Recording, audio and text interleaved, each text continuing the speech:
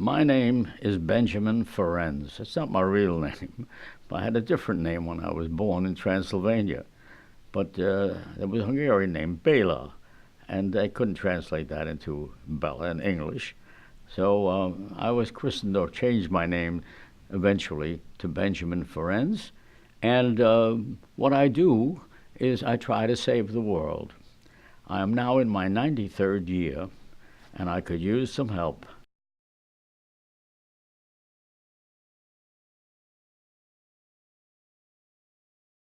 I was the chief prosecutor in the what's called the Einsatzgruppen case. The Einsatzgruppen is a word nobody's been able to translate, and it was deliberately given to them to conceal their mission. Einsatzgruppen literally means action groups. And their mission was kill every single man, woman, and child who was Jewish or a gypsy or a presumed opponent of the Reich. Kill them all, root them out, exterminate them. That was the mission, and that's what they carried out. And that's what they reported. They only made one mistake. I had the evidence, and they lost the war. I had 22 defendants, and on the other side, each one was entitled to one lawyer and one assistant lawyer. So I had 44 former Nazis, lawyers, the best in the business. On the other side, I had myself, one competent lawyer, and two guys they wanted to fire anyway, so they said, you can have them. I said, I don't need them.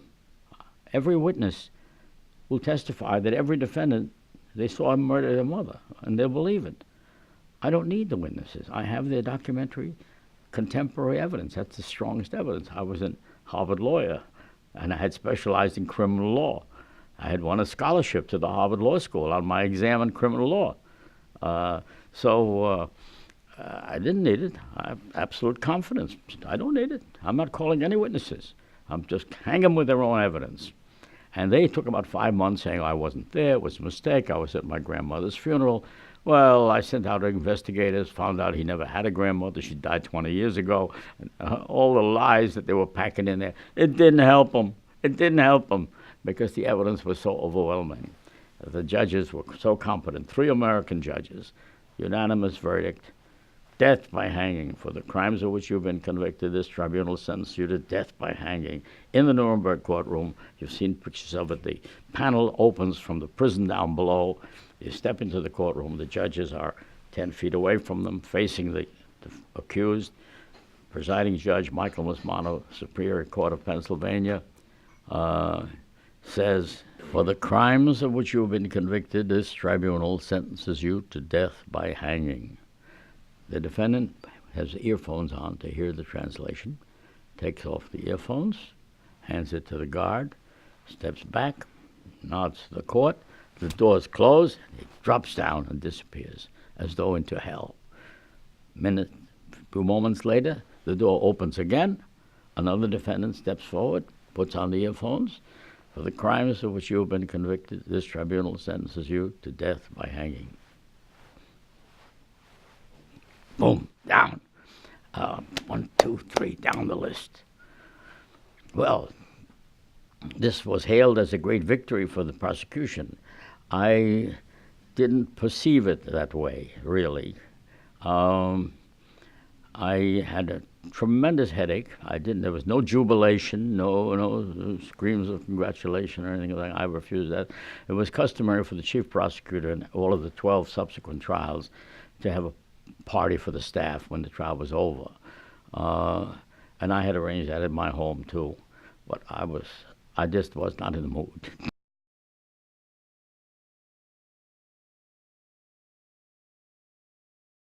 I would tell a high school student today, first of all, I look to you for the future. I don't look to the old tired diplomats, and I don't look to the old tired professors either, excuse me. I was an adjunct professor for about 10 years. I look to the young people who will have the common sense to see that law is better than war. If you have disputes with your neighbor, you settle it by peaceful means only, because today's technology is such, it'll kill everybody. The nuclear threat is obsolete. We have cyberspace now. We can cripple the internet, the electrical grid on any city on the planet. How long will it take for everybody in the city to die? A week? 2 weeks? That's our condition today. And we're spending billions of dollars on maintaining the nuclear arsenal aimed at every city in the Soviet Union, incidentally. It's crazy today, absolutely crazy policy. And going around and killing all kinds of innocent people who had nothing to do with anything. They don't even know who you're killing. That's the system we have today. Don't be intimidated by the size of the problem. All problems are simple if you break them down to their parts. If you believe in a more humane and peaceful world, as I do, and I do for your sake, not for mine. I'm in my 93rd year. I've seen battles. I know war, what it's all about. It's not for my sake, but it's for your sake and your children that we try to create a more peaceful and humane world. And you can do it. Be good students. Make up your mind what you want to do with the rest of your life. You may go into law, or there are many other ways of being noble and kind. You can go into divinity school. You can go to anywhere. But you bear in mind that every human being is entitled to live in peace and dignity, regardless of his race or creed. This is what I told the court in the Einsatzgruppen trial when I was 27 years old. And this is what I believe in today. We are making great progress in that direction. There has been an awakening of the human conscience